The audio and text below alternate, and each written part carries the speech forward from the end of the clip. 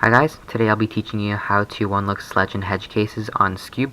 Now for the majority of this video I'll be talking about sledges only, but keep in mind that all this stuff applies to hedges as well. So before learning to one-look sledge and hedge cases on Skewb, there's only one real thing that you need to know, and that's basically how sledge and hedge work. So it's pretty simple how they work. Basically what they do is they swap the top and front center and the left and right center, and that's all you need to know to one-look sledge and hedge cases. So taking a look at the case here, we see that this top center will come down here and match with these corners, so it's orange with orange, so we're going to have a solved face on the front. This blue center will go over here and match with the blue corners, so we'll have a solved center here.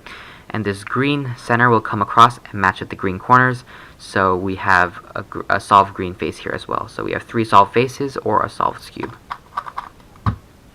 Another example. In this case, red comes down, matches with green. We have an adjacent face here, because red and green are adjacent colors. Green comes across to orange, and we have green and orange, another adjacent face.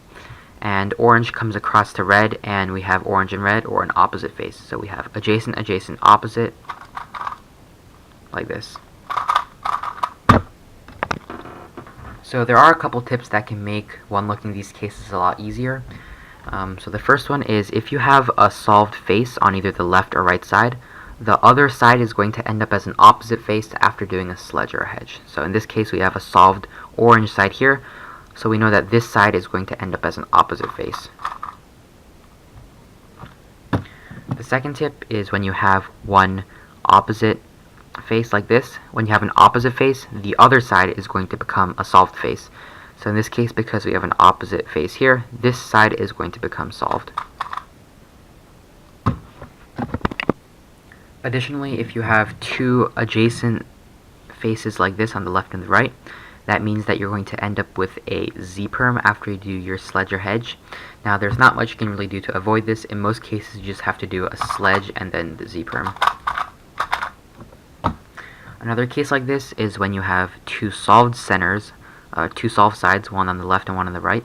And if you remember what I taught you before, that means that we're going to end up with 2 opposite faces, or a H-perm, and we don't like H-perm, so instead what we can do is something called the H-perm skip case. So in this case, if we do sledge, we'll end up with H-perm, but what we can do instead is Y2 sledge, Y2 hedge, and that will cancel the H-perm.